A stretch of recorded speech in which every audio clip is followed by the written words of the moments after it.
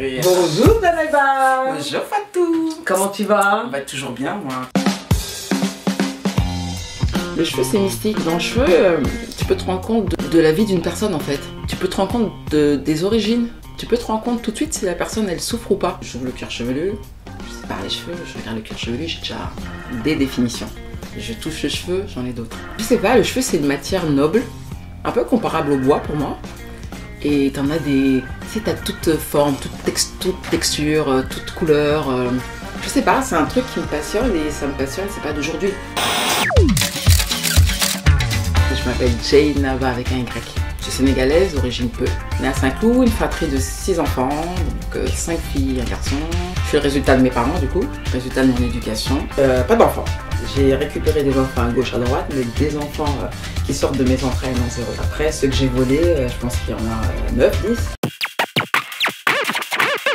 J'aurais peut-être voulu avoir 1, 2, voire 10 enfants de mon ventre. Mais la vie en a décidé autrement, donc je me contente de ce que j'ai, c'est-à-dire des enfants que j'ai piqués, hein, comme je l'ai dit avant. À un moment donné, les mamans vont certainement me poursuivre, mais bon, globalement, non, j'ai pas de regrets. J'ai eu la chance, du coup, dès 97, d'atterrir à Dakar. Donc du coup, j'ai pu entamer ma formation de coiffeuse, de styliste visagiste pendant 2 ans. C'était super bien passé, ça m'a changé à tout jamais. En 99, je rentre à Paris. Je commence à travailler chez Canelia. Ensuite, je suis partie à Londres. Je suis pas restée très longtemps parce que je trouvais qu'ils n'avaient pas du tout le niveau. Alors, ils sont super forts dans les couleurs, les mèches, les tissages et autres. Mais le soin, bon bah écoute, pour moi c'est nous quoi. Quand je dis c'est nous, c'est les afro-politains, c'est les noirs de France et les noirs d'Afrique. Quand j'ai pris la décision d'ouvrir seule, je me mets en danger financièrement, je me mets en danger plus ou moins sur différents aspects de ma vie, mais je me dis c'est maintenant ou jamais par rapport à l'âge, maintenant ou jamais par rapport à ma condition de femme. Quelque part quand j'ouvre ce salon, c'est comme un petit bébé. Bah, y a la responsabilité, il y a nourrir ce bébé, et je suis contente de l'avoir fait.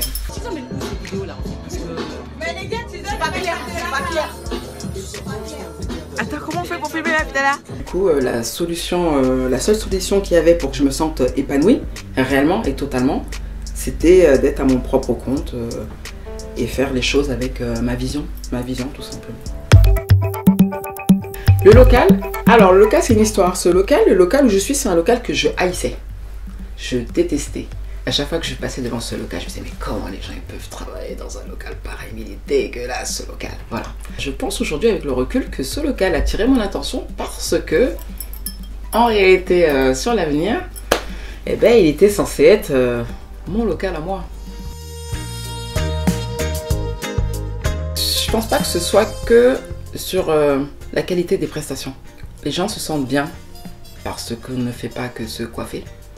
On vient raconter ses problèmes, on vient poser ses souffrances, on vient trouver des solutions pour son travail, pour sa vie, pour, je sais pas, l'éducation pour ses propres enfants, ou se rééduquer soi-même, ou... Voilà, c'est plutôt un lieu d'échange. Je sais pas pourquoi cette énergie, elle est là, mais elle est là. Mais là où tu peux manger, rigoler, danser, salon de thé, et centre médical, pour pas dire psy. Voilà. Écoute, on a fait la saison 1, qui s'est super bien passée. Je sais qu'on visualisait une saison 2, puis 3, puis 4, puis certainement 10.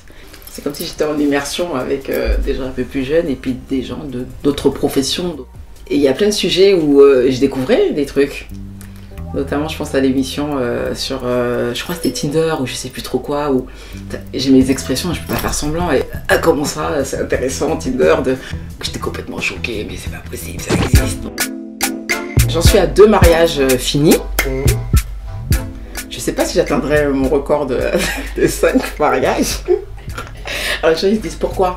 Parce que je kiffe le mariage, j'aime bien ce petit truc là, tu sais, d'être en symbiose avec l'autre personne. Comment tu fais pour les convaincre de t'épouser? J'ai pas à les convaincre de m'épouser.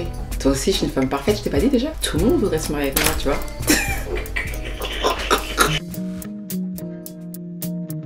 Mon infertilité ça aurait pu super bien se passer en fait, si j'avais la bonne personne à côté de moi. Moi malheureusement, c'était pas le cas. Après les FIV, après les inséminations, après les médecins, après les prises de sang, tout cette espèce de grand combat énorme qui se finalise à la finale par un échec, tu reposes tout à plat et C'est où tu deviens dingue, ou tu te rends compte de ce que tu as. Et rapidement, je me suis rendu compte que, en fait, j'étais déjà mère. J'étais déjà mère par rapport à ces enfants que j'avais déjà récupérés bien avant.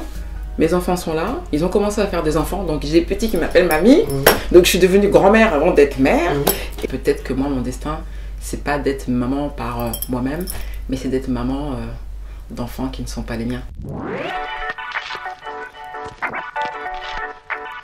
Pour moi, la femme africaine, c'est celle à qui on a dit t'as pas le droit de pleurer, t'as pas le droit de baisser la tête, t'as pas le droit de dire que tu peux pas. De toute façon, que tu ailles bien ou que tu ailles pas bien, tu vas bien. Tu vas bien, tu vas y aller, tu vas te taper, tu vas réussir. Donc, j'ai cette éducation aussi. Je ne connais pas de femme plus coriace, plus forte, plus déterminée, aimante que cette dame. Je ne connais pas un homme sur Terre qui m'a autant donné l'amour. J'ai pas de référence autre que ces deux personnes qui ont vraiment fait leur job. L'Afrique, c'est le commencement, le pendant, et c'est l'après. On ne pourra pas faire sans. Maintenant, ce qu'il faudrait, c'est avoir un rapport équitable. Qu'on ne se sente pas lésé en tant qu'Africain du continent et de la diaspora. À partir du moment où il y aura un équilibre, bah, effectivement, je pense que oui, on peut dire que le continent africain, c'est l'avenir. Ah, j'ai des projets avec le Sénégal, et j'ai toujours eu des projets avec le Sénégal, et j'ai toujours travaillé avec le Sénégal. Aujourd'hui, tu vois, au salon, les produits, les huiles, les poudres, les hibiscus, les beurres de karité, les vétyver, tu sais ce que je mets dans le thé.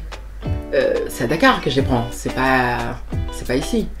Le karité pour faire mes soins, mes huiles de baobab pour faire le soin, c'est à Dakar que je prends tout ça. Faites-vous confiance, écoutez-vous et foncez. Et en fait, il n'y a pas d'échec. Comme je disais tout à l'heure, il n'y a pas d'échec. On tombe, on se relève, on avance. Et souvent, on apprend de ces échecs-là. Donc, allez-y, foncez. T'es heureuse, Geneva? Bah oui, tu sais que je suis heureuse quand même. Ouais, je suis heureuse. Je suis une go assez heureuse. Ma mère me disait qu'elle me voyait épanouie. Moi, j'étais là en train de me dire, mais non, maman, je suis blasée. Elle me disait, mais non, Jay, t'es épanouie. Je lui dis, mais non, maman, je suis blasée. Et en fait, elle a raison. Je suis épanouie, heureuse, en accord avec moi-même, bien dans mes pompes, alignée. C'est cool. C'est le spot, Afrique. C'est le spot, c'est le spot, c'est le spot.